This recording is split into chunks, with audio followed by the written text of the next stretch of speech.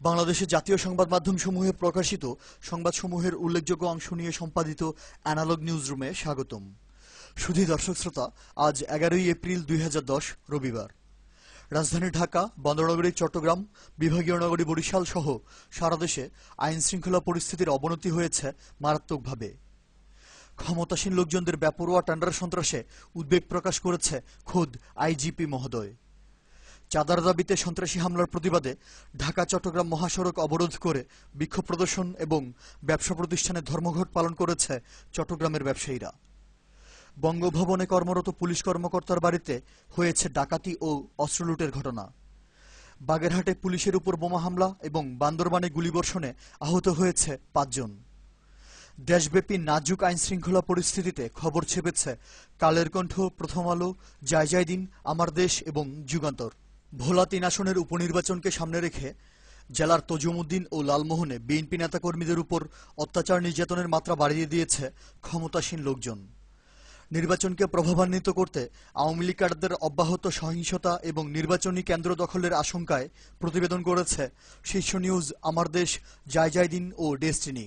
হাইকোর্টে অস্থায়ী বিচারপতি পদে সমালোচিত ও বিতর্কিত লোকজনদের নিয়োগদান এবং নির্লজ্জ দলীয়করণের প্রতিবাদে সুপ্রিম কোর্ট বার অ্যাসোসিয়েশনের নবনির্বাচিত কমিটি তীব্র প্রতিক্রিয়া ব্যক্ত করার খবর ছেপেছে প্রথম আলো, সমকাল, নয়াদিগন্ত, আমাদের সময়, আমার দেশ, শীর্ষ নিউজ এবং bdnews24.com। রাষ্ট্র পরিচালনায় আওয়ামী মহাজোট সরকারের প্রথম 1.5 বছরে চরম ব্যর্থতা এবং দলীয় লোকজনদের নেতিবাচক কর্মকাণ্ডের পরিপ্রেক্ষিতে ইউনিয়ন পরিষদ ও সিটি কর্পোরেশন নির্বাচন পিছিয়ে দিতে নির্বাচন কমিশনের উপর সরকারের অনৈতিক চাপ প্রয়োগের সংবাদ ছেপেছে যুগান্তর, ভোরের কাগজ এবং কালের কণ্ঠ। ভারতীয় চলচ্চিত্র আমদানি করার সিদ্ধান্তে দেশীয় শিল্প ধ্বংস হয়ে যাওয়ার আশঙ্কায় ফিল্ম ইন্ডাস্ট্রিতে তীব্র প্রতিক্রিয়া এবং নিম্নমানের ভারতীয় সুতা ও পাথর আমদানির প্রতিবাদে সংশ্লিষ্ট শিল্পের লোকজন বিক্ষোভ সমাবেশ করার খবর ছেপেছে মানবজমিন, ডেস্টিনি ও আমাদের সময়। বিভাগীয় নগরী সিলেটে প্রভাবশালী আওয়ামী লীগ নেতার ভাগিনা একজন নিরীহ স্কুল ছাত্রীকে ধর্ষণ করে ভিডিও চিত্র বাজারে ছেড়ে দেওয়ার লোমহর্ষক ঘটনায় প্রতিবেদন করেছে দৈনিক মানবজমিন। নোয়াখালীর কবিরহাটে ছাত্রলীগ ক্যাডারদের হামলায় 8 জন বিএনপি নেতাকর্মী আহত হওয়ার খবর।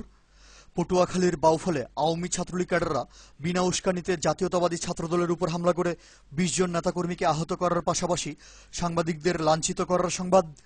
এবং খুলনা প্রকৌশল ও প্রযুক্তি বিশ্ববিদ্যালয়ে জাতীয়তাবাদী ছাত্রদলের উপর ছাত্রলীগ ক্যাডারদের হামলার ঘটনায় শিক্ষা প্রতিষ্ঠানটি বন্ধ ঘোষণা করার খবর এসেছে প্রথম আলো এবং শীর্ষ নিউজে। আওয়ামী যুবলীগের বাধায় লক্ষ্মীপুরের রামগতিতে দৈনিক মানবজমিন পত্রিকার বর্ষপূর্তি অনুষ্ঠান পণ্ড হয়ে যাওয়ার সংবাদ।